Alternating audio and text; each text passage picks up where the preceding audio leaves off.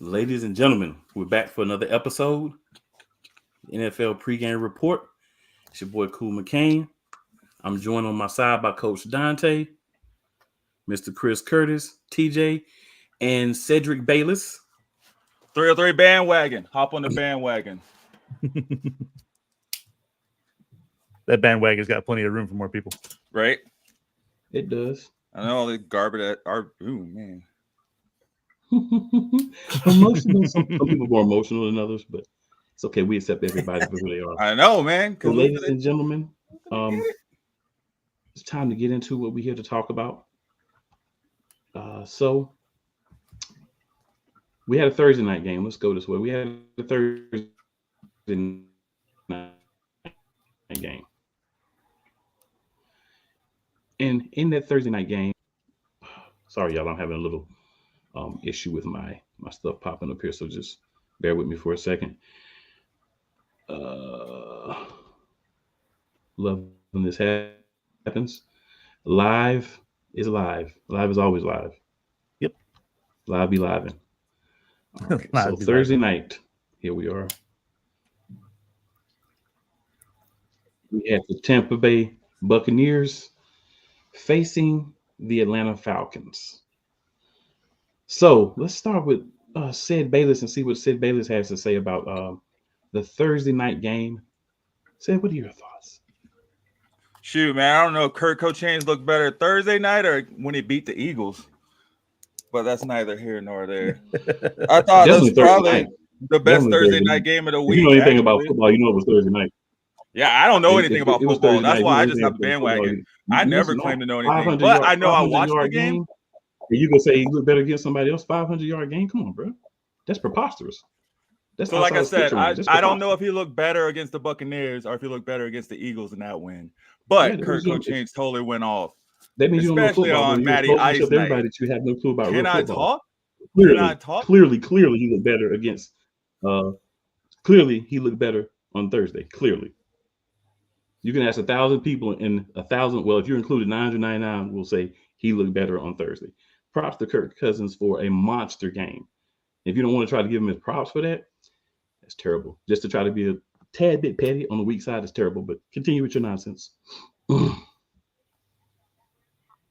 He done left, man. Good.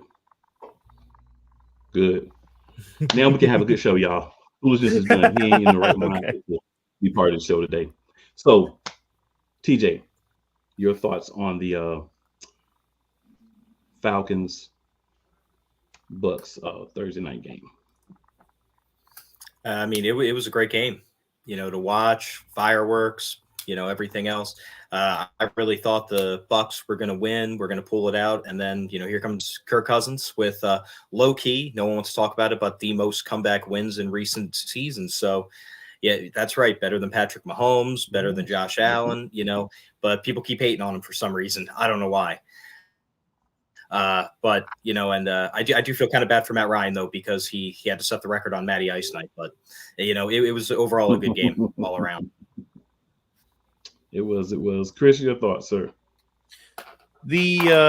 So Kirk Cousins, he's kind of taken the primetime monkey off his back, which is good to see. Yeah, I know he had that issue with the Vikings and just never really found a way past it up until the last couple. So it's good to see him there, but it is not a sustainable model. So yes, they were good on Thursday night, but you can't expect your starting quarterback to throw 58 times and win every week. So they got to figure out the rush game and get Bijan going. If they can do that, they'll be okay. But that's just not a sustainable model, especially for a quarterback in his mid-30s now. Coach, I know you got some thoughts for us. Yeah, as always, it was a great game by Kirk Cousins. Great game. He looked awesome out there outside of the interception that he threw that you thought the game was going to be over. But you got to give Falcons defense credit for that stop and pretty much holding it down for them to make them punt the ball right back. Then the Falcons also got a big fumble at the late stages of the game when Bucky Irvin and Tampa Bay starting to get a feel for the run game. I thought that fumble was very costly, and that was a big part. That was the momentum. I would say that was the momentum changer of the Falcons winning that game. That Bucky up Urban fumble right there. I think that was the momentum killer right there. And then Kirk Cousins just all of a sudden, Kyle Pitts had a great night that night.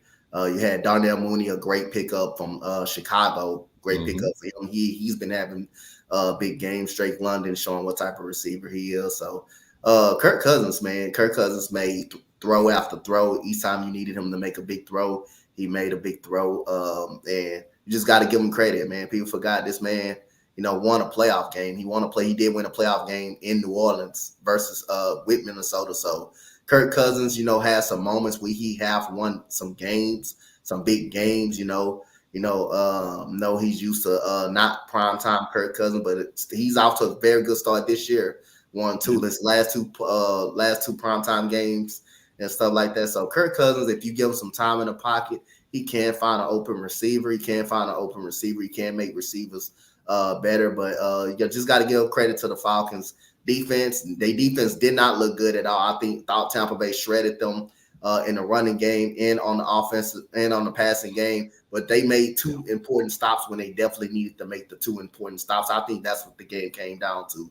When they held them, when Kirk Cousins threw that interception, they made them punt. They didn't hold them to a field goal. They made them punt and fumble by Bucky Urban really opening it up. So those two stops was basically the momentum of the game. And Tampa Bay defense kind of got lit up. They got lit up by Kirk Cousins. So there's some questions you can ask about that Tampa Bay defense now. That Tampa Bay defense is very vulnerable in the secondary.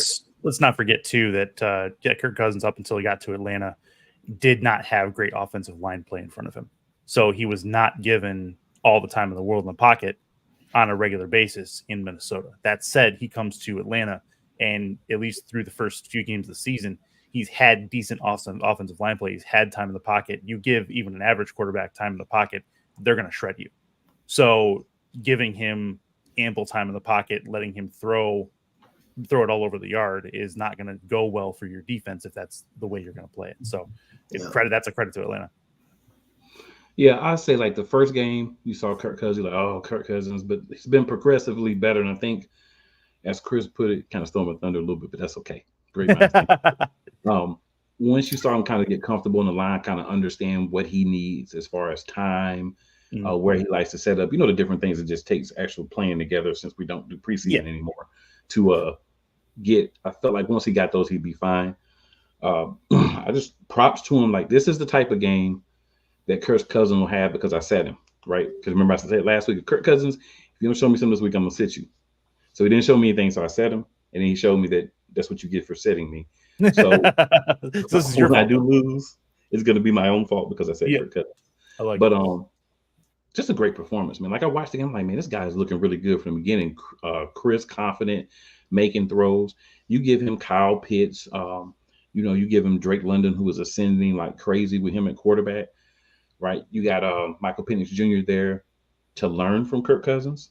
Right, I didn't know how long it would take him to come back from the injury. I didn't know how long it would take him to kind of be more of himself. But clearly, he's 100% back or close enough to it after what he was able to do after playing Sunday. So, game looked good. I think Baker Mayfield had a great game as well. A couple of tough plays on both sides, but as Coach Dante alluded to, the stops. When you have a high-scoring game, whichever defense can get the stops at the right time at the critical moments, they're going to set their team up to win. And I thought the best play from Kirk Cousins, there's 1 second left, about 7-8 seconds left. He gets everybody up to the line, spikes the ball, gives them a second to kick the field goal to go to overtime. So I thought that was just great awareness, and that's what you see from a more veteran quarterback. A lot of teams have young quarterbacks this year, guys have been in the league 5 years and under. They sometimes don't think and have that poise in a moment like that. So those veterans can do that. And Kirk Cousins is doing what I expected him to do in Atlanta. I did pick Atlanta in the preseason to win the division because of the addition of Kirk Cousins and then getting some pieces defensively. But I will say nobody played defense this week for most of the game on Thursday, but they did it when it mattered. And that's what's important. Yeah, fair enough.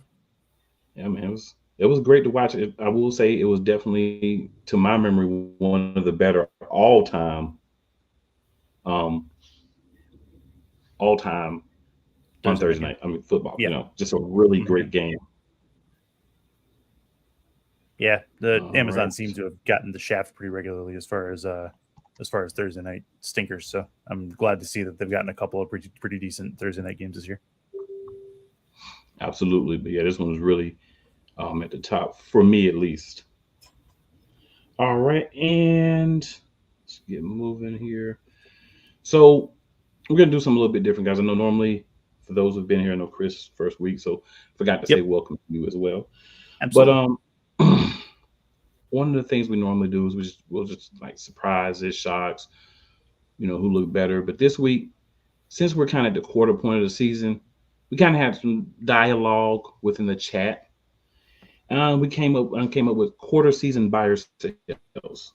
So these are going to be things that at the quarter season mark, because we are 4 weeks past now, some specific things to talk about. And at the end, if anyone wants to throw something else out there, we definitely can do that. But the first one I got, and we'll just go around the order, Coach Dante, Chris, and TJ. The first one is Miami's season over, buy or sell? I'm gonna say I'm gonna hold off a little bit, and I'm gonna say sell. It just really depends on when they get to a back, when they competent offense, at least when he's in a lineup. And that offense I've seen against Tennessee, clearly Tyler Huntley, is a downgrade from Tua, and that's the reason why he's a backup quarterback. He's most likely a running quarterback. He doesn't have really the best arm. And Tennessee and Mason Rudolph came in. He managed the game very well. And Miami's run defense just was bad in that game. They couldn't stop the run. They couldn't stop the run at all. And again, I'm gonna just say sell for a little bit, because it just really depends on the timing that Tua really comes back. So I'm gonna hold off on that a little bit. But I think the Bills may end up, walking away with this division the way it looks. Yes, they lost to the Ravens, but lost to a very good poised Ravens team, and Derrick Henry, who's just running the ball against any and everybody as of right now. So I'm gonna go sell for right now. I am gonna completely buy. All right, Chris, your thoughts? I'm buying this. I don't see the way the Dolphins are struggling right now, and granted, it's because of Tua's injury, and I understand that. I think this puts them on their back foot too much with the rest of the AFC improving around them. The fact is the Bills are much better in their own division, so the Bills, like you said, the Bills are probably going to walk away with that division based on the fact that the Patriots, the Jets, and the Dolphins are really struggling right now. I don't see an outcome where the Dolphins honestly even get a wild card spot. The way this is going, we don't know how long Tua is going to be out. He's on IR right now, so minimum 2 more weeks, I believe. But I just don't see the Dolphins being able to make up that ground. And if they do, fantastic. But I don't even think that Tua is going to be back at the end of his IR stint. I think it's going to be a little bit after that, to be honest with you. So this is a team that has a bunch of talent on the offensive side of the ball, but with nobody really to get it to them. And that's going to be their main undoing. They can't run with A-Chain every play. They can't have Tyreek Hill throw it to Jalen Waddle. So it's going to be it's kind of rough for me. And I'm out on the Dolphins. I don't think they have it this season. And I think a lot of it just has to do with the injury bug. Fair enough. TJ? I'm going to sell for now, solely on the fact that Mike McDaniel is their head coach. He's proven time and time again that, when push comes to shove, he can figure out a way. I don't want to make it sound like he's the smartest guy in the room, but he's a very intelligent head coach. Mm-hmm. And it's also, they have an injury at the most important position. It's going to take a little bit of time to figure it out. So I want to give them, another week or two, or maybe even a third, to see what the quarterback situation is, get, whether it's Huntley, I believe it was, or they bring in another guy, they get him acclimated, and then see what he's able to do once he's on the team for more than, 7 to 8 days. But, I'm going to sell for now, just based on the fact that they still have a little bit of time if they can right the ship. All right, we're welcoming in Alec. Alec, what's going on, man? Morning, everybody. Morning. So we're just Morning, doing buy and Yeah. sell right now, and you came in at a great time. We'll go straight to you. Buy or sell. Miami's season is over. Bye. As long as they don't Okay. have Tua Tagovailoa, oh my goodness, we can't imagine how bad this team is. Just when we think that they can't get any lower without him, it just gets worse for them. We saw the warning signs back in week 3 with the quarterback play without him with Skylar Thompson, Tim Boyle, and now Tyler Huntley. Feels like you can rotate whichever backup quarterback on Miami. And the fray is just not working for them.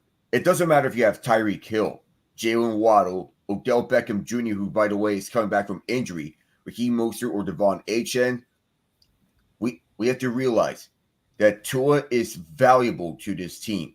As long as he is not there, they're not going to win any games, nor are they going to make the playoffs in any sense. So I'm fully believing that without him, it's over. The defense can only do so much All right, without. I'm going to sell on this one. Of course. I'm going to sell on this one. Okay. Yeah, I'm sell on this one. I've seen reports that he'll be back by week 8. If those reports are accurate, then we'll have him there for still a good portion of the season. I think they still can make noise, possibly knock someone out, sneak into the backside of the playoffs. And honestly, even with Tua, before Tua went down, my expectation was possibly win a division, wild card team, make the playoffs.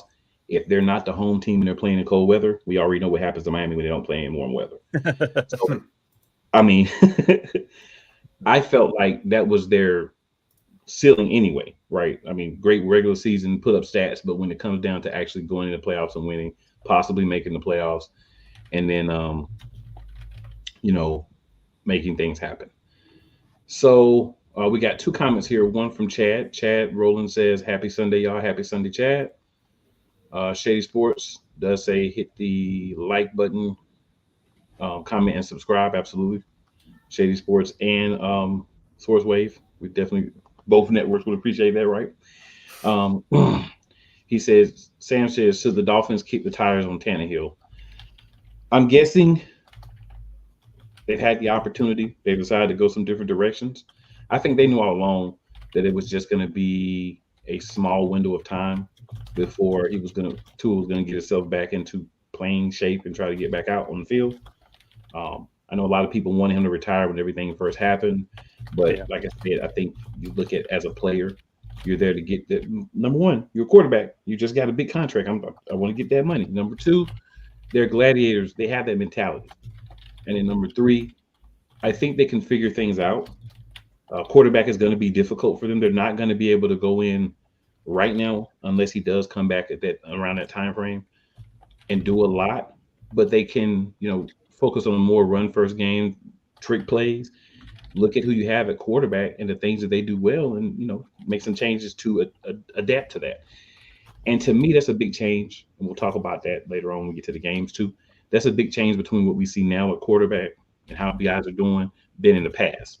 I feel like in the past, a lot of times you saw guys that said, okay, I have this quarterback and these are his strengths.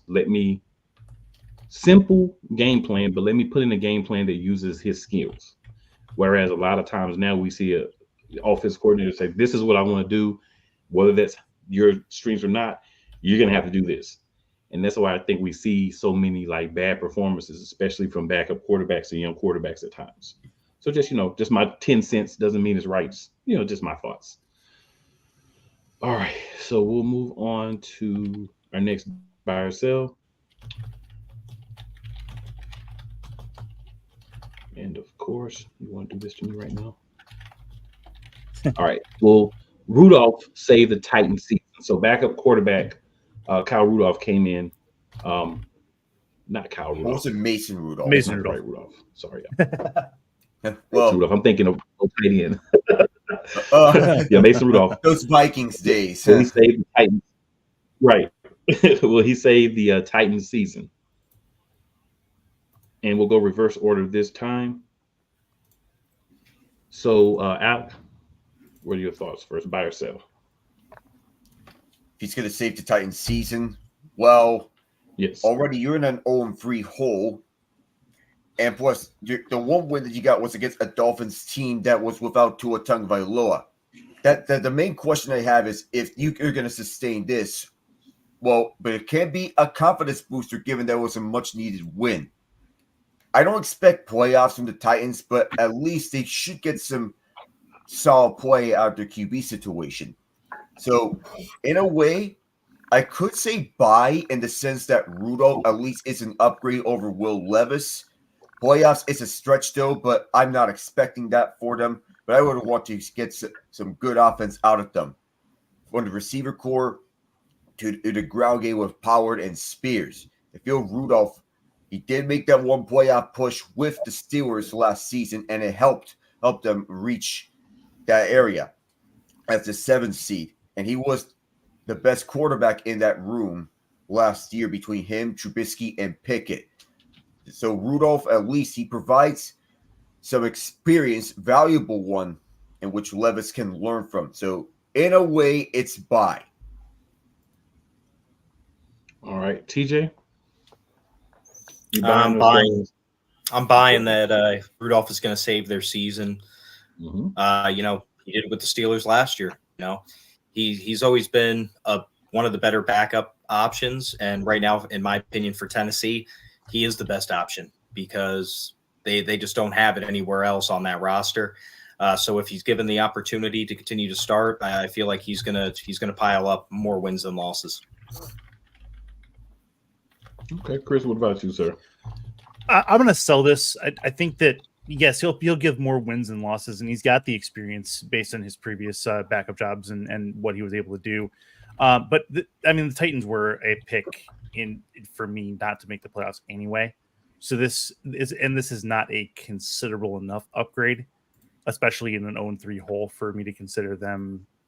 All of a sudden they're gonna sneak in, unless that Titans team gets hot, which I don't see happening. They could trade wins, win loss, that kind of thing, but it's just not a lock for me. There's nothing on that team that screams, oh, they're a one piece away from getting to the playoffs. There's nothing on that team that sees they're 4 pieces away, 5 pieces away from getting to a Super Bowl. So I really am not. I wasn't in love with the Titans before the season started, and that doesn't change now. I think that's going to be kind of a wash. And if Levis is able to come back and play well, maybe. But I kind of put them in the same tier. I'm not really a fan of their quarterback situation in general, so I'm out on the Titans. Coach. Well, as an AFC South component, again, I say I'm agree with Chris. I'm selling. I don't think Mason Rudolph is a solid backup, but I don't think he makes you jump the gun. I don't think he makes anyone scared. They getting ready to trade DeAndre Hopkins. You already probably you can say at this point, because you do know what type of player he is. Traylon Burks doesn't look anywhere near like the pick that they got, so they kind of wasted the pick on him. You can actually say that the real weapon they really have for us throwing the ball, you can say is Chinga Konku, the tight end, is actually their best pass catcher right there. Taji Spears and Tony Pollard, they're pretty good, but they just showed up versus the Miami Dolphins. Who's basically who's wounded without their quarterback, and plus their defense had to be on the field way too long in that game because the offense couldn't get any movement at all, really. So really Pollard and Spears just getting going, and against any other good squad, I don't think you see that Mason Rudolph that managed the game that well. And I don't think they will be too many good teams that's not wounded pretty much like that. So not sold on the Tennessee Titans. I think they getting ready to sell anyway at the trade deadline, depending on what goes on with their team. But Mason Rudolph, I'm definitely selling it. He doesn't just make you all of a sudden jump the gun. Yes, they may end up getting some wins here and there against teams that they don't supposed to win against. But yeah, he just doesn't really make you jump the gun. Now it's not going to be good. The defense is pretty solid. I would give the defense that. They would do enough to keep you in the game, but it just Mason Rudolph at the quarterback situation just really don't move me. The receiving course definitely can't move you. And Tajay Spears and Tony Pollard, for the contract he got, he just really getting started against Miami. Real quick, I want to talk about the next couple of games for the Titans. You got the Colts. They have to go, or they're at home. That might be a win. But they go to Buffalo, and then they go to Detroit. So, I mean, their next 3 games, one of them might be a win, but the other 2 should probably be losses. And if that, especially with a backup QB in the room, that hurts. So I'm going to buy. And this is definitely a knock on Will Levis. I think Mason Rudolph is a much better quarterback than Will Levis. I'm not saying that I think Mason Rudolph is a world beater. I just don't have a very high opinion, and I've made that clear on Will Levis since he was drafted. So I think he does make this team better. I don't think he makes this team a playoff team. I don't think he makes this team a Super Bowl contender, but there's lots of other issues. I will say the 3 games that you were talking about coming up, they are tough games, 2 of them. But, hey, we've seen this season, we've seen teams that are supposed to be some of the best teams in the NFL get beat by a team they have no reason to lose to. So Mason Rudolph there, they look more rejuvenated with him. They look like they're playing a little bit harder. Line looks like they're blocking a little bit better because they have a guy that at least can be a decent NFL quarterback. So I think he makes them better. But again, I would agree he doesn't make them a playoff team or a team that's going to win a division. But I didn't have high hopes for them coming into the season. But I think with him, they can surpass the hopes I had for him coming into the season. Okay, we're low, just to be clear. Low bar. But does he save their season? That's the question. I think he does because he makes them better than they would be without him. Okay. I guess it depends on what the expectations for the Titans were coming in. Yeah, I didn't have expectations. Definitely. It's definitely not playoffs nor Super Bowl, but rather to build on a competent offense, considering they have Brian Callahan, an offensive-minded coach with them. Mm-hmm. Okay. All right. This should be I'm not going to even say that. So, buy or sell, Justin Fields is the Bears quarterback of the future. Coach Dante. Steelers. I would say I'm buying on this one. I think he's doing a fantastic job with the Steelers. That Steelers defense outside of last week was really on point. Yes, Justin Fields decision making has gotten better and better. Him being able to sit up in the pocket and make some throws as well as running the ball. He's definitely got a better offensive line than he did in Chicago. Definitely have probably you will say George Pickens, Pat Freiermuth, those guys right there are pretty good. I definitely think he's he could be a franchise quarterback for the Pittsburgh Steelers. I mean, if he can just continue to make good decisions and not turn the ball over and let that Steelers defense play, I think he has a very, very good chance. And there's no reason I couldn't say to take them out of the lineup. I know they're 2-1, but their defense, their defense against the Colts, letting Flacco come in and just really lighten them up. I mean, it was just unacceptable. And the only reason they were in that game was because of Justin Fields got him in that game. So yeah, I would say I will buy this one. I would say he could be the Steelers franchise quarterback. I like what he's doing. All right, Chris. Yeah, I would absolutely agree with that. I'm buying this for sure. A couple of things to keep in mind here. Russell Wilson, one of the most expensive backup quarterbacks on the bench right now. That being said, Justin Fields has absolutely proven he can start for this Steelers offense and he can bring them wins. He's got a huge test on Sunday night. That game against the Cowboys is going to be a pretty big test as far as what he's capable of against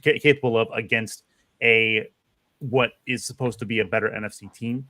That being said, the next 3 games that they play at Las Vegas, a home to the Jets, and then home to the Giants. This is a team that very well could be 6-2 at the end of that 4-game stretch, including this week against Dallas, and possibly even 7-1, depending on how they do against Dallas at home. So that is that's a buy from me. Fields has been playing much, much better.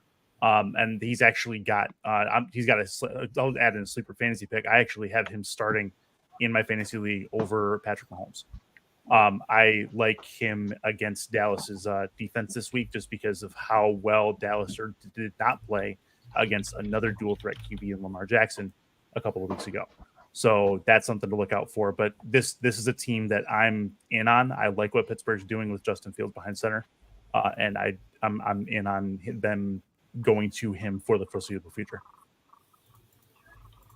All right, we'll just keep swinging around. TJ and then Alec. As a Steelers fan, I'm absolutely buying this. I love Justin Fields. When they got him over there, I was super happy. Russell Wilson, if depending on how his PR stuff is, if he can just keep sitting on the bench, right now the Broncos are fronting 98% of his salary. He's really overall a league minimum, very good veteran quarterback to have on your shelf. But Justin Fields, man, he's improved completion-wise, decision-making, his running ability. I love a dual threat quarterback. It's making the much younger Pittsburgh fan of me watching Cordell Stewart back in the day. It's bringing back memories and flashbacks. I would absolutely buy this 100 times over. Okay. As for me, I am too buying this. If Russell Wilson comes back from injury, you stay with the hot hand of Justin Fields. He's been a baller this year here for us. That he has been winning games and keeping us in the games in which we have been in all throughout. Week 4, he tried to mount that comeback attempt. And even though our defense let us down, we're getting cooked up by Joe Flacco. Justin Fields showed that he is, and we have found our quarterback. He's been making the necessary reads. He's been finding the middle of the field, and he's been making the runs necessary when the situation needs for him to run for a first down. Usually, more often than not, he's finding his open guys, but he has to work on not holding onto the ball for too long, because there's some instances in which he has a tendency of doing that, but with time, that's going to be resolved. And he is progressing on his reads nicely here in Pittsburgh. And I'm happy to have him as QB1.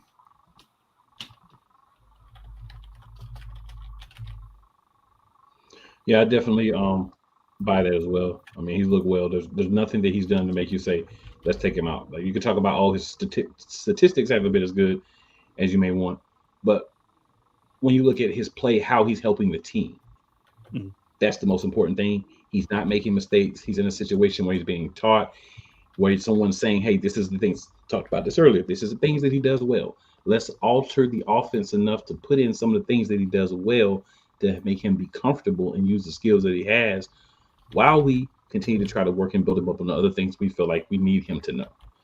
So I think Pittsburgh's done a good job of that. He's definitely a guy that can learn. He's definitely not just a run first, run all day guy. Given the opportunity, he can be a little bit more than that, and he's been doing that so far. All right, so buy, sell, and I'll take this one first. Washington is in command of the NFC East. So this is what I'll say. Washington's 3-1. They have a division win over the Giants. The Cowboys are 2-2. They have a division win over the Giants. The Eagles are 2-2. They haven't played anybody in the division yet. The Giants are 1-3, and they've been beaten by the Cowboys and the Commanders so far. So I would say a 1-game lead 4 weeks into the season. You've got a guy in Jaden Daniels who's performing well, but will that stand once people kind of get an idea of what he wants to do, facing some other defenses, starts to get into these 2 matchups with the Cowboys, 2 matchups with the Eagles, and I think his other matchup with the Giants is going to be on the worst field in football, so that's going to make a difference as well. I would sell them being in command of the division because we don't know yet what a complete Eagles team is going to look like, right? They're finally getting the guys that they've been missing back. We don't know if the Cowboys are going to use some common sense and say, hey, we need a running back, who out there is looking to trade a running back? Maybe we get a running back in here with Dak, right? Pay Dak all his money, pay CD all his money. Maybe you find a receiver, like a secondary receiver that somebody's willing to trade. So I still think a couple of moves could be made by Dallas. I think a healthy Philadelphia for the next 2 or 3 games. Maybe they're no better than they are now. Maybe they are. But I think 1-game lead, 4 weeks in, I'm not ready to say they're in command of the division yet, but they are the leaders, and someone's going to have to, do some things to change that. But I don't think they're in command yet. Because again, the only team they've beaten in the division is the Giants. You still got 5 more division games. All right. My apologies. My apologies, but breaking news: Aaron Rodgers appears to have just been injured. Yeah, I saw something about that. He hasn't played good all game. Yeah. Coach Dante, go with you. I know you do a lot of analyzing divisions and different things. So what are your thoughts? Buy or sell the Commanders being in control of the NFC East? Well, I don't think they're in control of the NFC East. I mean, you just 1 game up on the division as of right now. Still early. You still got 1 game left. So I'm kind of selling this one. I don't think they're very in control, but you still got some tough game on your schedule. You got to go to Baltimore. That's going to be tough. That's a team that plays very well against rookie quarterbacks. Going to Baltimore, that would be tough as well. The divisional games are always going to be your toughest games. Always going to be your toughest games. They're always going to be the fights because they know you. They know how they watch a lot of film. So those divisional games will be tough itself. You still got the Pittsburgh Steelers, regardless of where they are home or on the road. Their defense is really good. You have the Saints, who can be good at some spurts, could be bad. You just don't know what Saints team you're gonna get, where if they home and away. So you still really got some tough games on your schedule. I like the way Jaden Daniels is playing right now. He's looked very good up under Cliff Kingsbury. I know he feel good about beating the hell up out of the Cardinals, the way they ran them out. So I know he felt pretty good about that, going down beating them. But yeah, right now everything is working. The defense look like they improved a little bit, not a lot, not too much. Their defense, has given up already 30 points in 2 games to the Bucks and Bengals. Even though they did win that game, they did end up winning that game. But their offense looked pretty good, man. Their offense looked pretty solid. So I like the way Jaden Daniels is playing, but. Once you play in those tough defenses like the Ravens, the Saints still got a pretty good defense. The Steelers, once the Eagles get everything together, you're going to really see what type of quarterback Jalen Daniels really is. Is he really that quarterback, or is he just do he still need some time to grow? So you're really just going to figure out throughout the season, especially when you play the Ravens, to see what type of quarterback Jaden Daniels is, because the Ravens is not good when you go into Baltimore and you have to play a rookie quarterback. They love playing rookie quarterbacks. I'm gonna just say that. I am absolutely selling this. There's no way that Washington at this point is in control of the division, even as well as they've played, which has been pretty decent, all told. Given the rookie quarterback situation, you said their defense has improved. That has absolutely. A couple of reasons I don't like this. One, rookie quarterback and the experience that comes with that. There's a lot of teams, and they're in for a reality check come to Baltimore. Baltimore's going to win that game by 3 touchdowns, in my opinion. I don't see Washington being able to put up much of a fight against a Baltimore team that is poised and probably primed to appear in the Super Bowl. But I think that as far as the division goes, the de facto winner of that division is going to be Dallas for me. Not because I want Dallas to win, but because I don't see I don't see the Eagles being able to put it together, all told, and the Giants are the Giants. So it is this is a 3rd place team in the division, in my opinion, and I don't think that while Jaden Daniels has played well, I don't think he has enough in him yet, as he's still developing, to get them over the hump in his first season. This is a dude that they can absolutely build around, but they need more weapons around him. They need him to improve his decision making, and they will be fine. But it's not going to happen overnight. So I am out on them being in control of the division. And I think let's revisit after they play the Steelers, which is in a few weeks, and we'll probably see them probably about third in the division, where I think they'll end up. I am going to sell for now, but it's more of a to be continued. I agree with Chris, give them a few more weeks, but, so far, they have the best record in the division. They do look like the most consistent team so far. And, you got to love what Dan Quinn's been doing down there. But I'm going to say sell for now, just because we're only, a month into the season. But I do see them competing down the road. I wouldn't be a bit surprised if they do win it or finish in second. Reality may be stranger than things may actually turn out. The Commanders, so far, they've been the most consistent team in the NFC East. The Eagles, they've been sputtering despite all the talent that they have, and it's not helping that they don't have A.J. Brown, Devontae Smith. The Cowboys, I don't know what to make of this team, even with them having CeeDee Lamb and Dak Prescott at their disposal. But they won't have Micah Parsons for a while, and DeMarcus Lawrence was banged up. So we're likely not going to have this Cowboys team at full strength. So that said, with the Commanders, this is more of I'll watch them intently as the season goes on. So like TJ, I'm going sell for now. We don't know how things may turn out with the Commanders if they're going to sustain this offensive play. Before the year, we had this team likely at third place in the NFC East. The defense has a lot of questions still with them. And we know about Jonathan Allen and Deron Payne wreaking havoc over the middle. For all to talk about how the offense is, we need to discuss their defense. Defensively, I still find massive holes on them, and that secondary is so painful to watch, Emmanuel Forbes on it or not. There's still a lot of work to be done. Their linebacker core is good with Bobby Wagner, Frankie Louvu, but who are you going to get your production out of your top edge rushers? And who is going to get the most sacks from any of them? Because having Cleveland Farrell as your top edge rusher isn't a recipe for success. I'm sorry, but I'm selling. In a way. I like your offense, but I don't like your defense.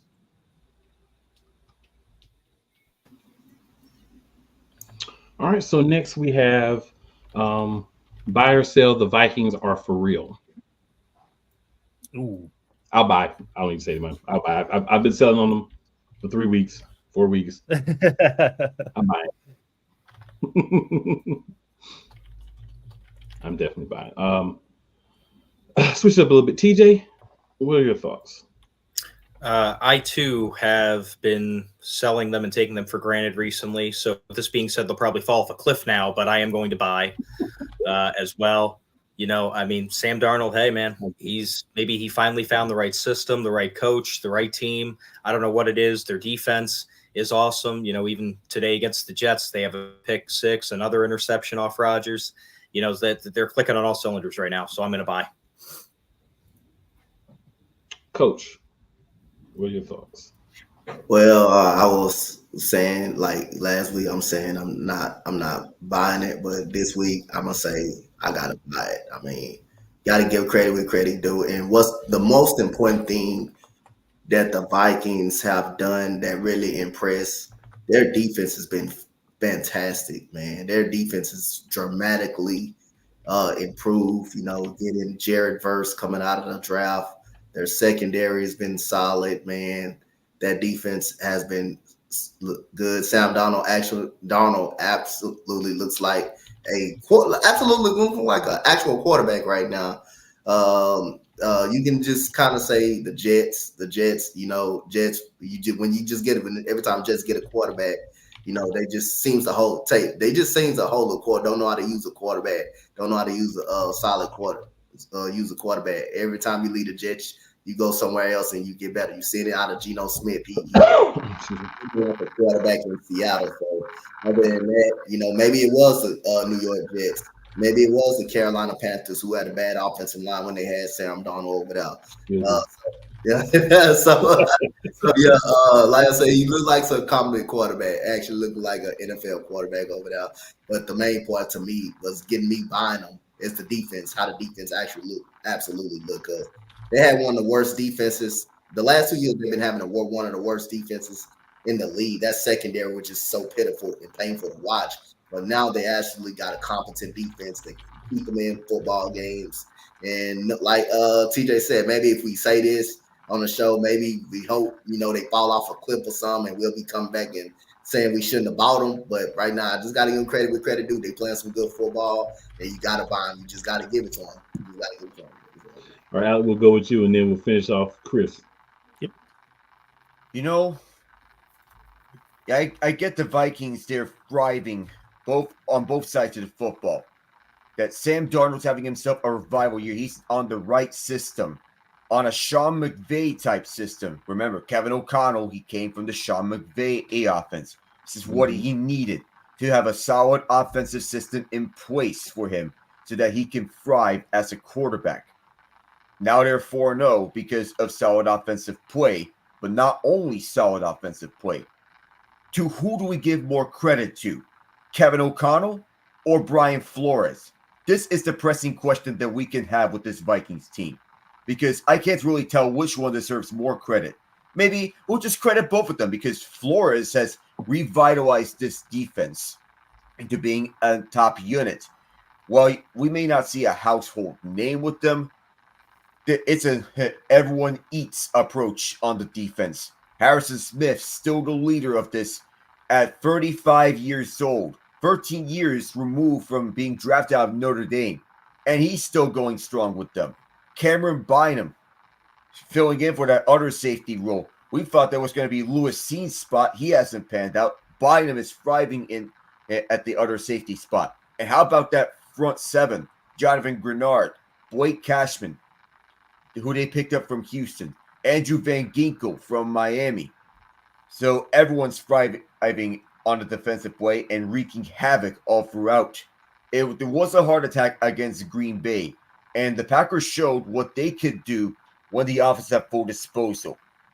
Though there may be a hunch on how the Vikings, they can falter down the stretch, because it is the Vikings. They've been known to falter in previous years.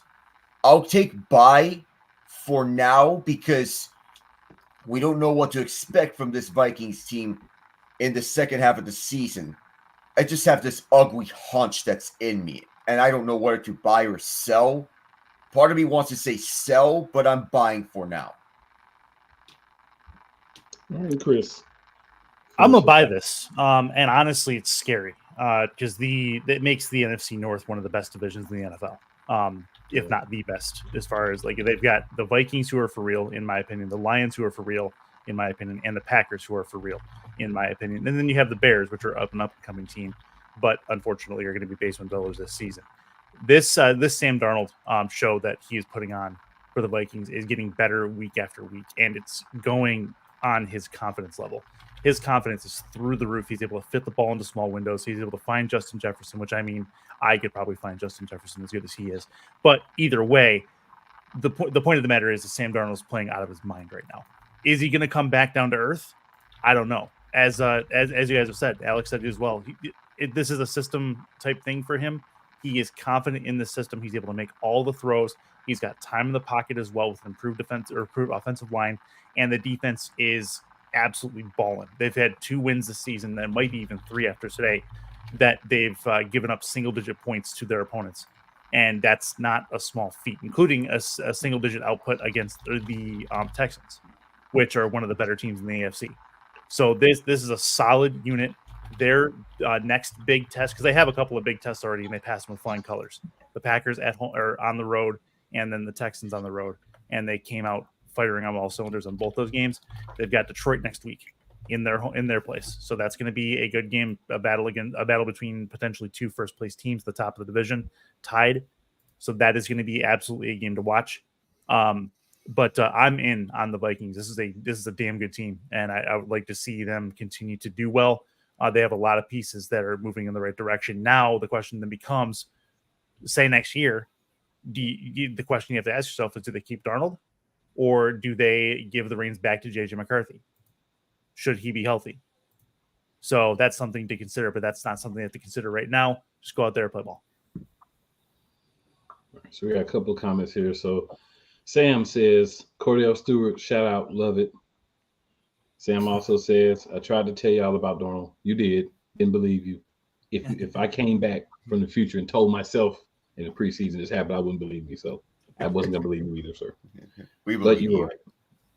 So he has a question if anybody wants to answer. He says, should Flores be a top head coaching candidate again in 2025?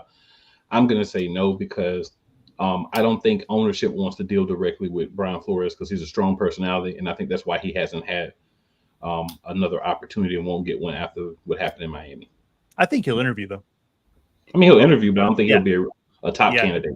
Yeah, I think he'll have multiple interviews, but I don't know how much. Yeah, it really just depends on the ownership group.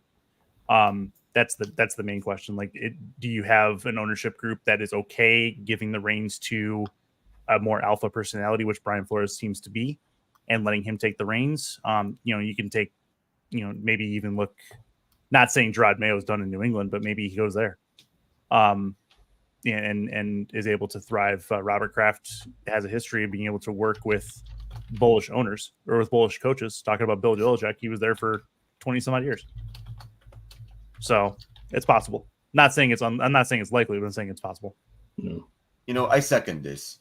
Well, I know Brian Flores, he's going to interview for a head coaching spot. I just don't know if he's going to land with an NFL head coaching role, which I don't think it's going to happen. Plus, we all seem to need to point out something. His lawsuit against Stephen Ross, in which he is alleging racial discrimination. I don't know if that's still active or not, but part of me believes that lawsuit is still active. It was when he was an assistant with the Steelers, and now that he's with the Vikings, I feel in a situation where he is getting interviewed, I just can't help but shake up this feeling off my head that it's going to get ugly in the situation. He has this alpha personality, and he has a fired-up personality wherever he lands. Yeah, he works well with defenses. I just don't know if he's going to sit well with an entire team. I thought he was a good head coach. Then the reports started coming out with the Dolphins, and now I have my doubts about him as a head coach. I'll say he's a solid defensive coordinator, and I'll leave it at that for now. Head coach, I don't know. Well, he's a good talent evaluator because he did say that Tua was soft, and well, he's 1,000% right on that. So, Tua needs to retire. Tua needs to retire or play flag football. Did you want to add anything to that, Coach Dante? Or you good? Yeah, he should. I say he should be a head coach, but he won't be. Agreed. He should be, but he won't be. Agreed. All right, so we will move on here, guys. And our next one is buy or sell. Davontae Adams will be traded. I know we've got 1,000 rumors about where he's going to go, so I'm not even worried about touching on that. But do you think he will finish the season with the Raiders, or buying that he will be traded? And we'll just start with you, Alec, and go around. Nice. I feel he is upset in Las Vegas. The main reason why he came to the Raiders to play there is to reunite with Derek Carr. They only lasted one season, and Carr didn't even make it through the full season. And it didn't help that Josh McDaniels was the head coach there. See how his tenure with the Broncos ended up? A disaster and a half. And just like that Broncos tenure, McDaniels' tenure in Las Vegas, a disaster and a half. He got canned and replaced by Antonio Pierce. And even so, Davontae, he feels unhappy in this current role in Vegas. He wants to win. And with Vegas, there's not a lot of winning there. They're a rebuilding team. And Davontae's the type of guy that you would want to have on a championship-winning team. And he wants to go to a championship-winning team. I feel I'm buying that he will be traded in the middle of the season, whether it be by trade deadline or somewhere before. We don't know if we've truly seen the last of him, but we might have seen the last of him as a Raider. I don't know when it's going to happen, and I'm saying when, not if he's going to be traded. Perhaps Baltimore could be a destination. He may be hinting at it, given that he posted that picture of Edgar Allan Poe on his Instagram story. Well, in a way, if you're buying the fact that he's going to be traded to the Ravens, quaff Davontae forevermore. I'm going to buy. I think he does end up getting traded. Those videos that went viral of him complaining about always getting beat up during games and stuff like that. I didn't realize he was disliking his Las Vegas Raider, tenure, if you will, that much. But I mean, we've seen it before, wide receivers that are, a tad diva-ish, they end up getting their way just because make it unbearable to keep them. It's just not worth it. So I think he is. I think the Raiders, I had high hopes from at the beginning of the year, but I think they're turning into a you-know-what show. And I feel bad for Antonio Pierce, but it is what it is. I am also buying this typically because, well, if the Raiders were not a rebuilding organization, I think I might sell it. But with the fact that they're rebuilding, they could use the pieces that they would get from a Davontae Adams move. I definitely believe he's going to be traded. I don't know that he goes to the Jets, which I still think that's where he wants to be, reuniting himself with Aaron Rodgers and that. But just because the Jets are in, they're kind of up a creek as well. But but there are a lot of places where he could go. There was a rumor flying around that was wild where Davontae Adams and Max Crosby go to Detroit for a bunch of picks, and Hendon Hooker, their backup. But I don't foresee. I don't think that's going to go. I think that sets the Lions back too far. That being said, he will get traded. He will get moved. He'll get moved before the trade deadline. And honestly, I think we could see a move of him to a different team in the next 2 weeks. So, Coach. First of all, I could really come on here, be on here and just talk a lot of crap about the Raiders, but I'm not going to do that. I'm just going to ask because also this goes back and forth. They haven't really drafted as well as you thought they did. Tyreek Wilson right now looks like a bust for the Raiders at the defensive edge rusher position. He has done absolutely nothing. The offensive line is not as good. Now the defense is very competitive. You can definitely say that, but the offensive line is not competitive. And losing is one thing. Then having Gardner Minshew, anybody thought he was gonna, you can win games with him, but there's a difference between the Colts and the Las Vegas Raiders receiving core and having one of the best running backs in the NFL to lean on. Now you let Josh Jacobs go. Now you don't have a running back to save your life. Neither one of the running backs you got is not even the starting running back in the league. That's for one. For second of all, he clearly wanted Aiden O'Connell to be his starting quarterback. All of a sudden, you say Gardner. They both looking inconsistent and bad, and both looking inconsistent in training camp for one. But you did hear some spurs that Aiden O'Connell. People would rather have Aiden O'Connell to be the starting quarterback. You messed up that situation and chose Gardner Minshew, which is that didn't work out too well. So at the end of the day, am I mad at Davontae Adams for doing what he did? No, because this is a situation. They brought him in. They sold him on thinking they were going to keep Derek Carr with them. They end up trade. It's clearly Josh McDaniels, who's probably should have never been a head coach with the Las Vegas Raiders. He got him up out of there. So that sets Davontae Adams on fire. That gets him even more pissed off now. Antonio Pierce got to come in and deal with this crap that the Raiders are going through. So the organization has not been a good organization. They completely draft well. They completely didn't even thought about a running back, trying to sign Josh Jacobs back, which is too disrespectful. Now you don't have a running back. And then what's so bad about it, your running backs is not even starters. You don't know if they even second streamers on any other team. So that's a situation you messed up. You don't got the offensive line fixed. So he got a right to be upset. And now you lose, you take Davontae Adams about that situation. You may be looking at probably one of the worst receiving cores you could have in the NFL.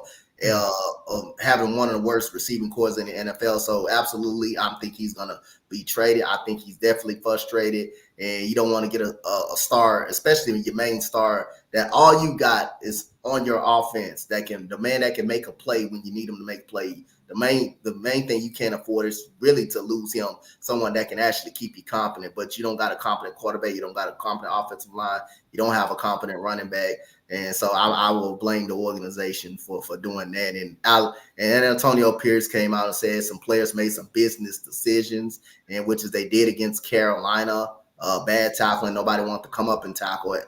And, like I say, it's just all around bad organization for the Las Vegas Raiders. And yes, you do feel bad for Antonio Pierce, but at the same time, you got to put the right product on the field. And he definitely did not do that. And he definitely messed up on the quarterback situations, which everybody wanted Aiden O'Connell to be starting quarterback. But you got to fault him for messing up that situation. All right. So we've got 3 buy and sells left. So we're about an hour in, guys. So these we got to run quick, just a quick buy or sell so we can get through this. We're doing a Sunday morning game review. I know the game's not quite over, but we'll do an update on that. And then we'll get into the picks for next week. So first one, Buffalo is the best team in the AFC East, buy or sell? I'm buying.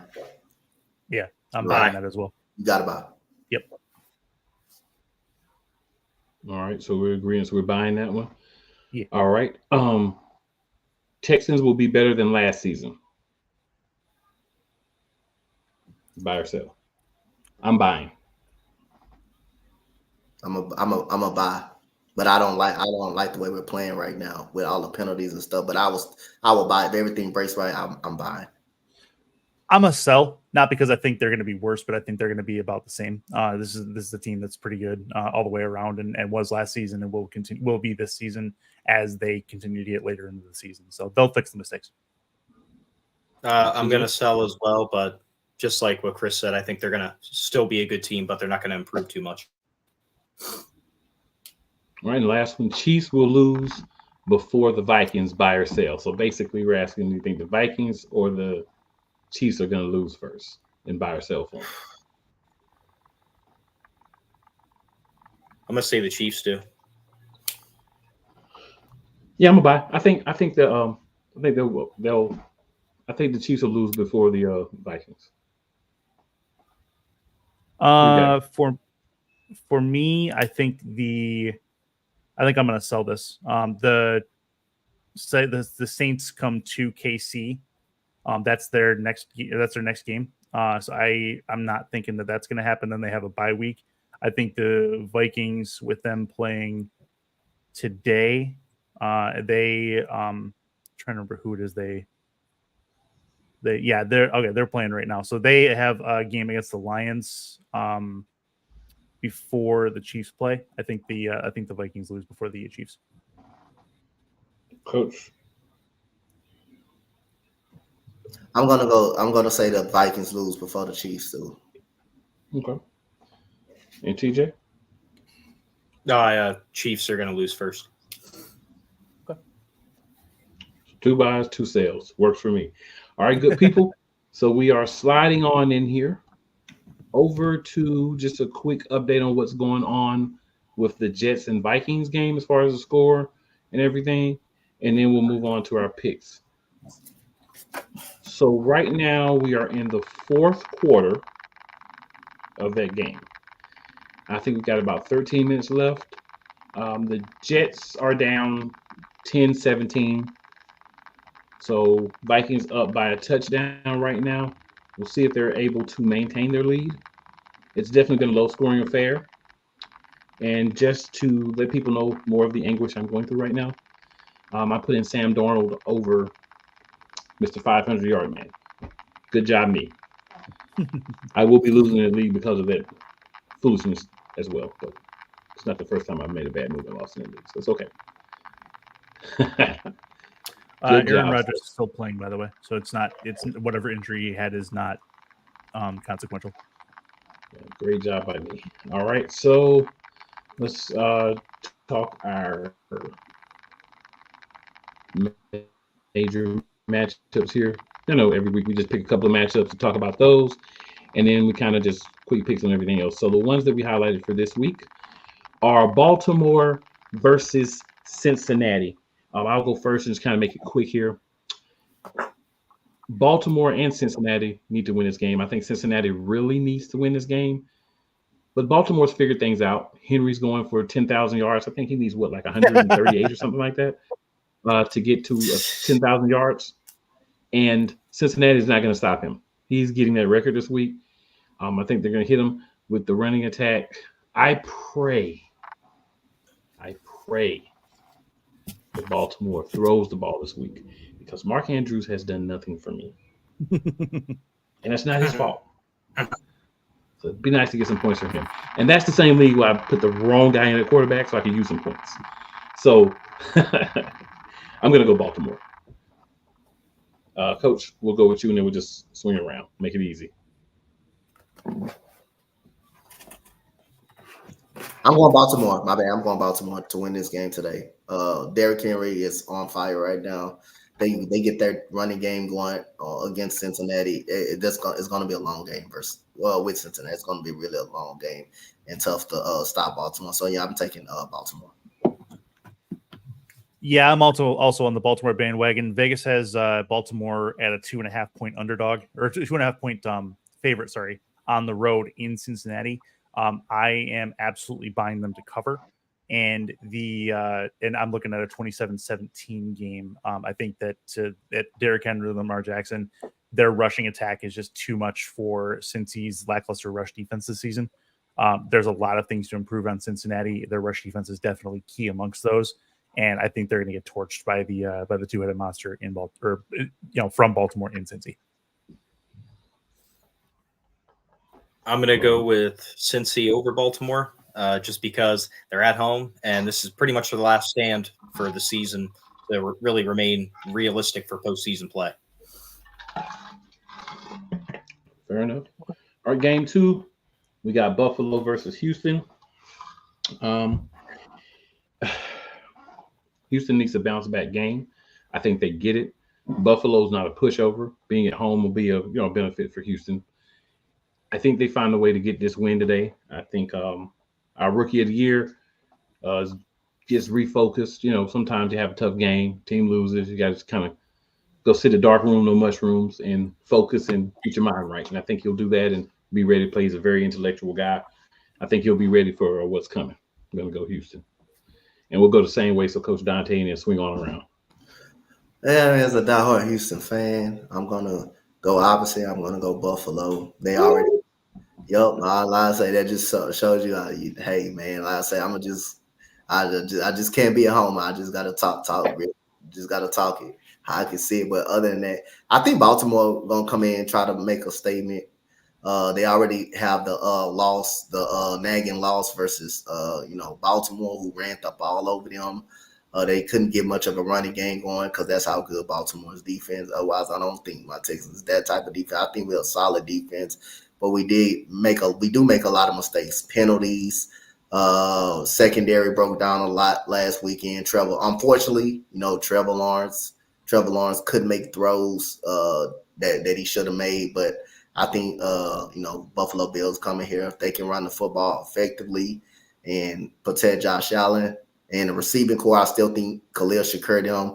I still think I'm not all the way sold on that receiving core. I think they're fine, but I'm not all the way sold on them. But other than that, I think Josh Allen, he makes that receiving core better. But I think the Buffalo Bills will come in and find a way to win in a close fight. I think it's going to be a close fight, but I think I'm going to just go ahead and take Buffalo.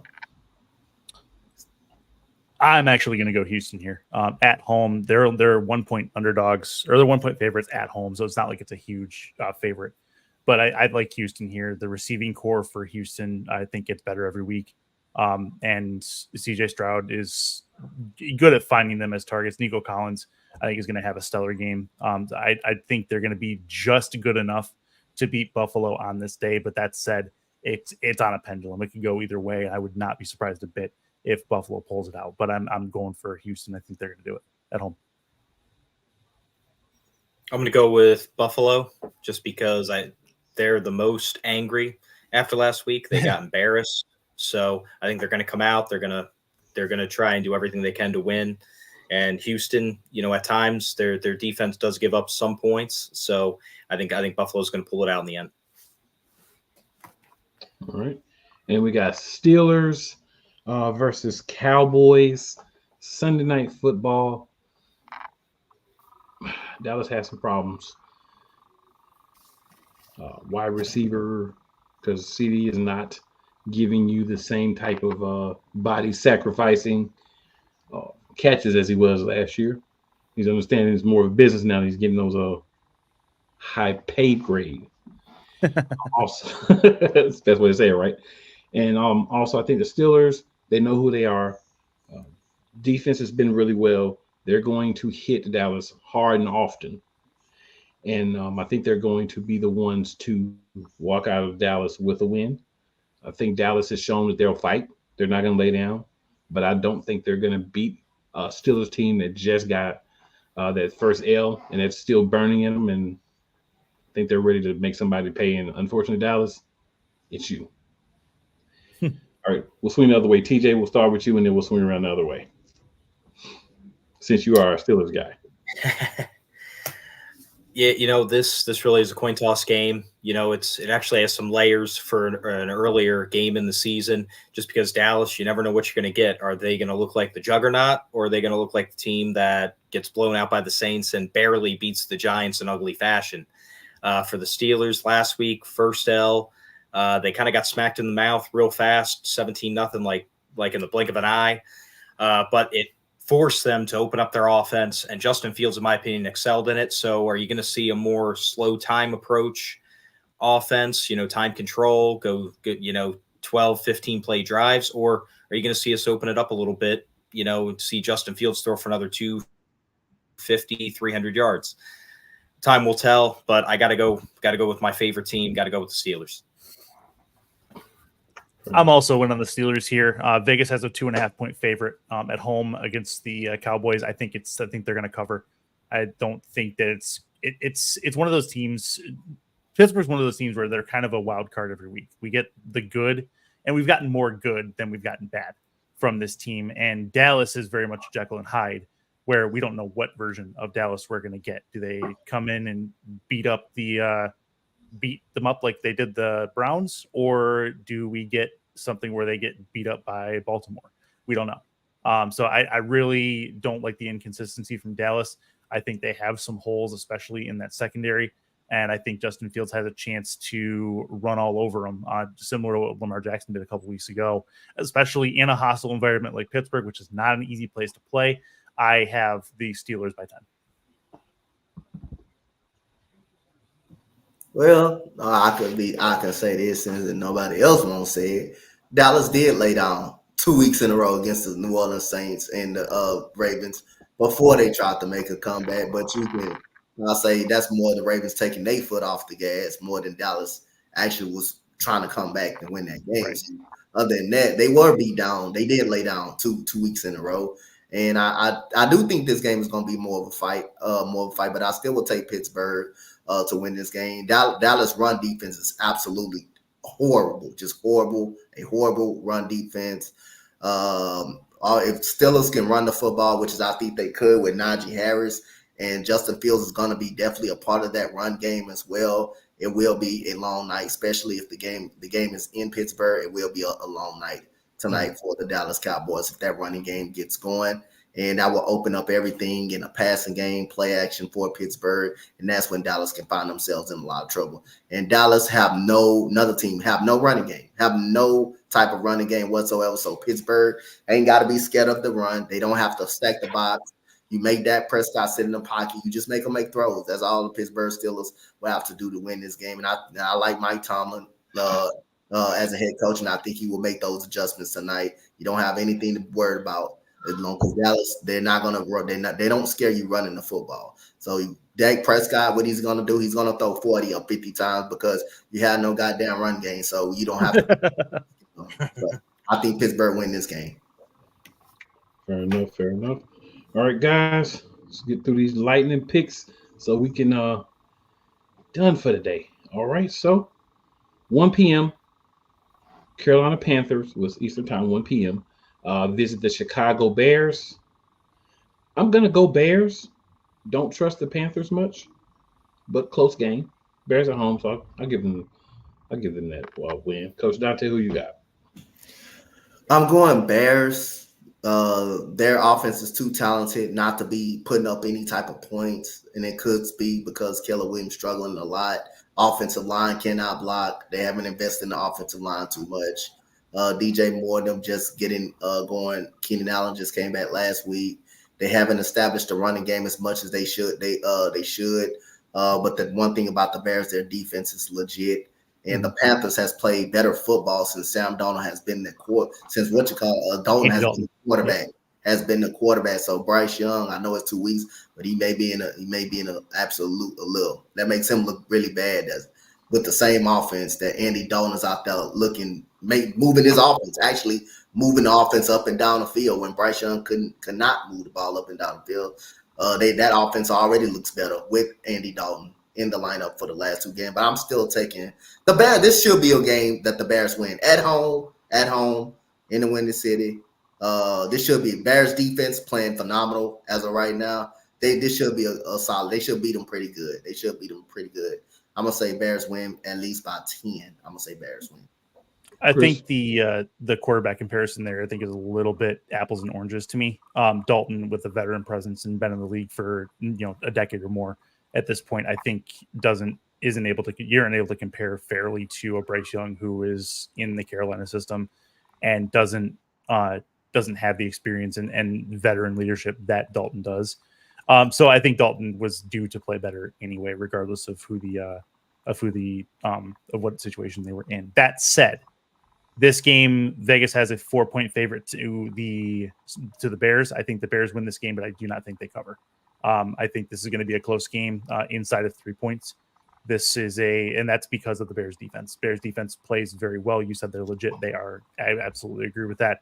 And Carolina has some work to do to try to get through that Bears defense, especially on the rush. Chuba Hubbard had a really good game last week for Carolina, but he also is going to be in a situation where he's going to have to become more of a threat out of the backfield with receiving passes from Dalton and getting himself in the open field. They don't have a lot of weapons on that side of the ball.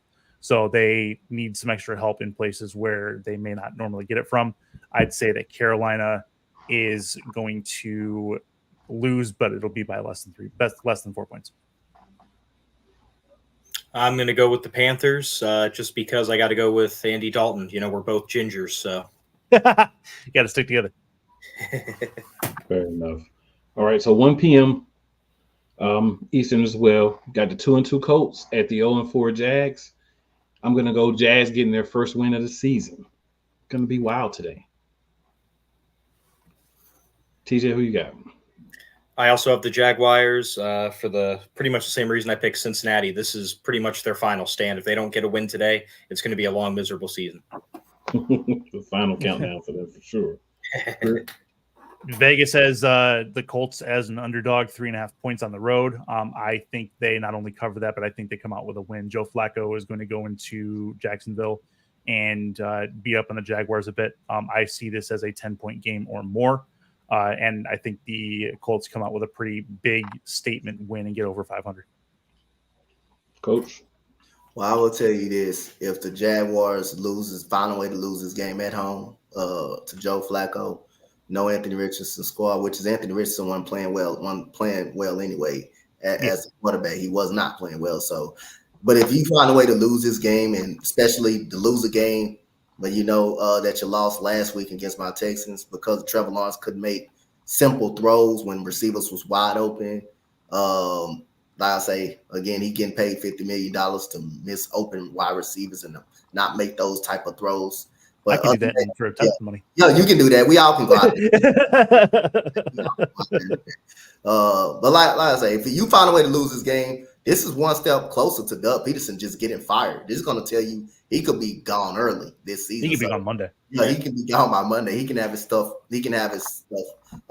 He can be locked up out of the office on Monday if he finds a way to lose his game, especially close. If this is a game that you're supposed to win, Especially, it just depends on. I'm gonna just say, just depend on how they lose the game. Just depend on how they lose the game. If it's a blowout, if they don't compete, which I think they will compete, but if they don't compete and they get blown out, you can see a firing by Monday from Doug Peterson. Don't be surprised at that. But I still think anyway, lose his game. I still think anyway, lose his game. He's one step closer to getting fired. Anyway it goes.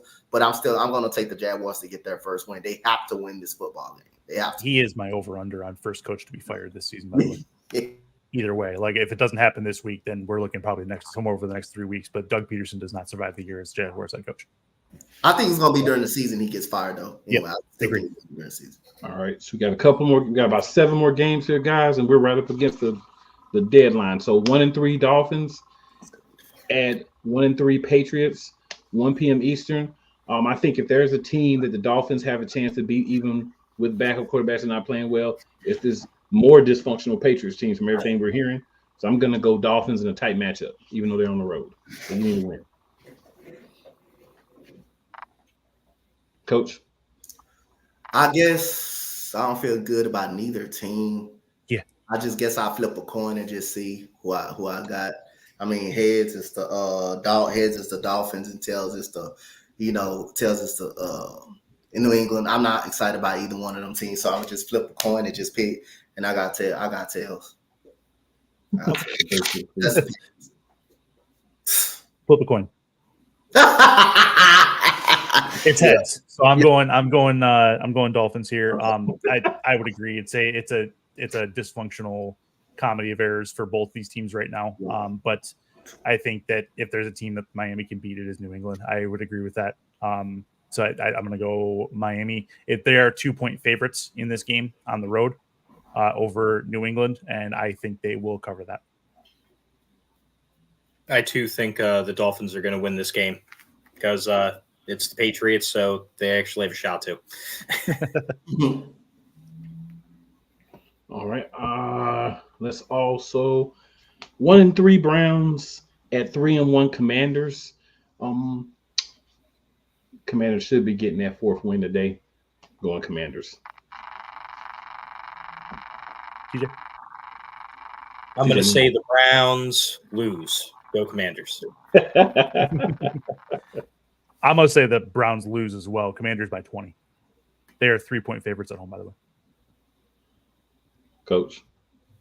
I'm going to be the lone wolf. I'm going to say Cleveland wins. Despite their defense is really good. I think the offense struggles, but if they can find a way to get in sync, and they don't need many points for this Cleveland defense to go out there and beat somebody. If they can just at least score over 20 goddamn points for once, over 20, I say they beat the Commanders. So I'm going to go with the Commanders. I'm going to go with the Cleveland Browns today. I'm going to be the lone wolf and go with the Cleveland Browns today. All right, then we have 4:05 p.m. the 2-2 Raiders at the 2-2 Broncos. This is actually a coin flip game for me. I'm about to flip my coin and see what I do. All right, I got heads. I'm going Raiders. What you got, Coach? I'm going Broncos, man. I don't feel like this is one of these games you don't feel just like the Dolphins and the Patriots. You just don't feel comfortable about either team. It's all even across the board. You got a struggling Bo Nix who look like he's not ready to be a starter in the NFL right now, but you don't have nobody to back him. But that tells you how strongly you don't really have anybody to back him up. So you really got him out there. He should be sitting on the sideline and learning, but you don't got no competent quarterback. Cortland Sutton just can't stay on the football field, even though he's been on the football field, but he hasn't been productive. You don't have a running game. Both teams just the same type of team. Davontae Adams frustrated. You got guys out there making business decisions to lay down. What Coach Antonio Pierce came out and said. So it's clearly the locker room is just not together in Las Vegas. And when that locker room is not together as a coach, that's bad for you. If the locker room is not together, that puts you in a spot where you can easily, get fired. And the locker room did vouch for Antonio Pierce, and that makes it even worse that Max Crosby even threatened to ask for a trade if they didn't bring him back. But all the players not buying in, making poor business decisions, the management. Yeah, I just willing to go with the Broncos and Sean because they got Sean Payton. That's the one thing I can say they got over there better than the Broncos, better than the goddamn Raiders have over there. All I can say is the Raiders for his, man. I'm going with the Broncos here. I think this is going to be a low-scoring game, similar to the Broncos and Jets from a week ago. I think that ended 9-6 or something like that. That said, I don't see the Broncos or the Raiders putting up a ton of points here, and both offenses are going to struggle. The defenses will look like they're playing well, but I don't think you need to be fooled. I think the offenses are they're not playing well. Neither one is, and I really think it's going to be a problem in the future. But in this game, it's a 3-point favorite for Denver. I see them covering the spread, but I don't see them covering it by much. So Denver wins. I'm going to go with the Raiders, just because all the negativity, everything going on, all these trade rumor talks. Easiest, quickest way to stop all that is win in sports, baby. So true. I'm going to go with the Raiders. If they really got Antonio Pierce's back, they'll get the win today. Like the late great Al Davis would say, just win, baby. Just win. It's the cure-all. All right. 1-3 Cardinals at 405 against 2-2 49ers. I think we're the week before the next Call of Duty game comes out. So you already got you got the early release stuff, like you can play through like certain parts of it and get into it and everything. I got some friends who are really heavy in the video game, so yeah. Long story short, 49ers. TJ, what you got? I have the 49ers. They're just the better overall team, better at quarterback, better at basically every position on offense. Chris? I'm gonna go 49ers here. I think I don't know, huge win, right? But they're touchdown favorites against Arizona at home. I think if this game was in Arizona, I don't think it would be as lopsided, but I'm gonna say 49ers, and I don't think it's gonna be particularly close. I think they win by 2 touchdowns. You had me at first, Chris. I thought you was going to Cardinals. I was about to say, okay. No. Because Dante, who you got? I'm no doubt I'm going with the 49ers. Where it's just a lot of bad luck for the Arizona Cardinals because you came off a whooping on your own nemesis. Cliff Kingsbury just made Jaden Daniels look like a gold jacket type player, the way he looked at against the Arizona Cardinals. Now you come to San Francisco and you got to do it. You got to take another whooping. So again, that's just two whoopings. That's just 2 whoopings.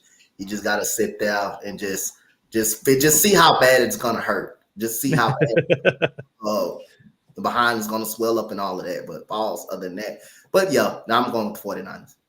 Yeah, Kyler Murray's not gonna be worried about it. He's gonna get his sippy cup, his juice snack, and his crackers when he gets tired during the game. And then after the game, he'll be in the locker room with his mobile Call of Duty. So he'll be good. There you go. It's pizza rolls. Gotta get them pizza rolls. Yeah, absolutely. It's a Mountain Dew. Toddlers love pizza rolls, so absolutely. 4:25 p.m. We've got the 2-2 Packers at the 1-3 Rams. I'll just simply say soon to be the 1-4 Rams on Packers. Coach? I'm gonna say Green Bay bounce back after a tough loss, versus Minnesota. You did try to come back in that game. Did force some turnovers, some special teams played a hell of a game. I can say that for Green Bay Packers. And Jordan Love gonna be looking to bounce back after that 3 interception game that he actually had. So I would say Green Bay win this game. This is going to be an offensive game. I don't see any particular defense holding each other under 30 points in this game. This is going to be a shootout. And I think that a shootout favors the Rams. But I will say in this case, I think that the Packers will do just enough to win. They are 3-point favorites on the road against LA at SoFi Stadium, and the over/under is 49. So that tells me that that Vegas is expecting some points in this game as well. I think the over is going to hit. I think this is going to be a Packers win. The bounce back is real for this team, and Jordan Love's going to get better as he comes off the injury. He did not look all together last week. This week he's had another week to recover. I think he plays better this week. I guess I'm in a last stand kind of mood today because I'm going with the Rams because, quite frankly, if they don't do it at 1-4, their season's pretty much over. It's going to be very hard for them to come back out of a 1-4 hole, especially in the division that they play in. Yeah, no kidding. So, TJ, I'm gonna let you go first on this one. We've got the 1-3 Giants at the 3-1 Seahawks. It's 4:25 p.m. Eastern time. TJ, who do you have winning this game? You know, for the Giants, it's their last stand, but they're horrible. So I'm going Seahawks all day long. Yeah, this is going to be Seahawks by at least 24 points. Hey, you got a clean sweep on my end. This doesn't look good for the Giants. Don't look good for Daniel Jones at all, who they just paid. That contract is a no doubt a big mistake. Outside of Malik Neighbors, you have really no threat outside of him. You have no running back. I mean, Devin Singletary is an okay running back, but it just depends on the system he ends up in. But he's not a stud running back. You got the game plan for. Other than that, the Giants, I like the Giants. I do like their defense. I think their defense is solid. I think they're a competent defense, but when you don't have a competent quarterback and a competent offensive line and a competent offense, period, that makes you look that's just recipe for disaster. And you got Seattle's looking really good. They're going to be definitely coming at home, coming off the that whooping that they took in Detroit. Yeah, they're going to be looking to come out and take some frustration out on the Giants. Wando Robinson will probably have a good game for the Giants, but they're going to be without Malik Neighbors. Robinson's undersized, but he's pretty good number 2. It's not going to make much difference. Seattle should win this game pretty handily. All right, in our last game, before we get out of here for the day and let you guys get ready for your games, for the 1 o'clock games, Monday night, 8:15 p.m. alluded to earlier, the 2-2 Saints are at the 4-0 Chiefs. And when we talk about the Chiefs, they have the 3 other players that wear black and white. This is a primetime game. There's no way they're going to allow Kansas City to lose this game. Saints are going to lose. And we'll go, Coach Dante will swing back around for this last one. Hey, I'm gonna go with the Kansas City Chiefs. Yes, they didn't play well against the Chargers, but they found a way to win. That's what good teams do. Good teams just find a way to win games, and the Kansas City Chiefs are one of those good teams. Patrick Mahomes has been definitely turnover prone earlier during this season, but Xavier Worthy stepping up, making plays, and without a confident running game, without Isaiah Pacheco, it hurts a little bit, but they still find ways to win, and their defense is good, man. Chris Jones, George Karlaftis, that defensive line can definitely get out to the quarterback. Their secondary with Trent McDuffie, who's an all-pro, they are doing their job. When you got all those guys doing their job and holding down the offense, like the offense, it's kind of like a reverse. The offense was always tough to stop for the Kansas City Chiefs defense, but the Kansas City Chiefs defense, they only stop you when it mattered the most. You can get a lot of yards on them, but they only will stop you when it kind of, they almost like they needed that one stop, and that was it. But now Kansas City Chiefs defense, they're dictating the games now. As this year, they've been dictating the games. They've been winning the games for the Kansas City Chiefs. So it's like it's reversed now. But I'm taking that Kansas City Chiefs defense against against not so good of an offense for the last 2 weeks for the New Orleans. I'm taking that to Kansas City Chiefs defense, and they're gonna find a way to win this game tonight. Monday night. Okay. They have KC at a 5.5-point favorite at home. I think they win. I do not think they cover. So KC gets the game. You've got some decent offensive pieces for New Orleans. I think they make a couple of plays to keep it close. But ultimately, it'll be the Chiefs winning at home in front of Arrowhead. And the biggest thing to keep in mind is New Orleans comes from a dome, goes to Arrowhead to play in the elements. That does not go well for them typically. So that's part of the reason I'm taking the Chiefs. But again, I think it'll be a closer game than 5.5 points. I'm thinking it's going to be a close game as well. But, as it was already mentioned, I forgot about players 12, 13, and 14 that they always get. So Chiefs are going to get it. If they don't, a phantom hold or something's going to happen, and they'll get it that way. So, oh my God. It's true. It happens. Yeah. You know? So guys, If it doesn't appreciate follow everybody. the script, I'll make it follow the script. Absolutely. Guys, appreciate everybody that hopped in the comments, checking us out, everybody that watched, everybody that may decide to watch the replay later to see how wrong or right we were. And of course, these three gentlemen and the other two gentlemen who were here and left earlier. This is your NFL pregame report. You've got about 20 minutes until game time. Make sure you use it well. Shout out to Sports Wave Network at Sports Wave Network on YouTube. You can follow. And shout out Shady Sports Network, same at Shady Sports Network on YouTube. You can hop on, make sure you like, share, and subscribe. All the great content on these two channels come together to give you guys the NFL pregame report. And you should be here if you're anywhere. We'll see you next week.